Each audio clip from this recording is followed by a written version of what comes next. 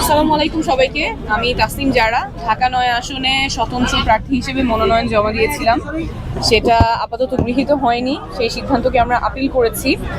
আপনারা দেখেছেন, রিপোর্ট করেছেন যে একদম ১.৫ দিনের মাথায় প্রায় ৫,০০০ মানুষ স্বতঃস্ফূর্তভাবে আমাদের কে স্বাক্ষর দিয়েছেন, অনেক ভালোবাসা দিয়েছেন, নিজেরাই স্বেচ্ছাসেবী হিসেবে বুথ করেছেন, ভলান্টিয়ারিং করেছেন।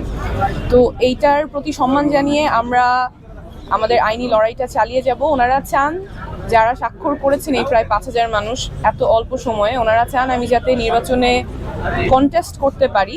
তো সেই জন্য আমরা আপিল করেছি এবং আমরা আইনি প্রক্রিয়ার লড়াইটা চালিয়ে যাব। আর এই ব্যাপারে যে টেকনিক্যাল ডিটেলস, সেটা আমাদের আইনজীবী আরমান হোসেন উনি এখন ব্যাখ্যা করবেন। আপনারা জানেন, বিভাগীয় কমিশনার ঢাকা তথা ঢাকা ৯ আসনের রিটার্নিং অফিসার কর্তৃক ডক্টর তাসনিম জারার যে মনোনয়ন বাতিলের আদেশ হয়েছে, সেই আদেশের বিরুদ্ধে আমরা আজকে নির্বাচন কমিশনে আপিল করেছি।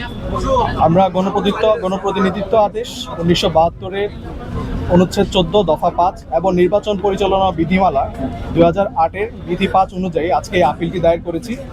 আইনগতভাবে আমাদের এই আপিলে জয়ী হওয়ার শতভাগ সম্ভাবনা আছে।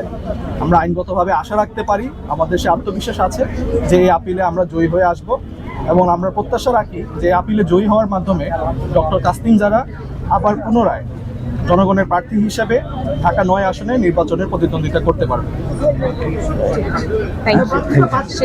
আচ্ছা, প্রশ্ন দেখুন, প্রার্থীদের বিষয়ে আপনার প্রশ্ন থাকলে যেটা হচ্ছে যে নির্বাচন পরিচালনা বিধিমালা এবং সংশ্লিষ্ট আইন অনুযায়ী আপনার 1% ভোটারের যে লিস্টটা আমরা জমা দিয়েছি, সেখানে কিন্তু আমরা শতভাগ সঠিক আছি সেই লিস্টে।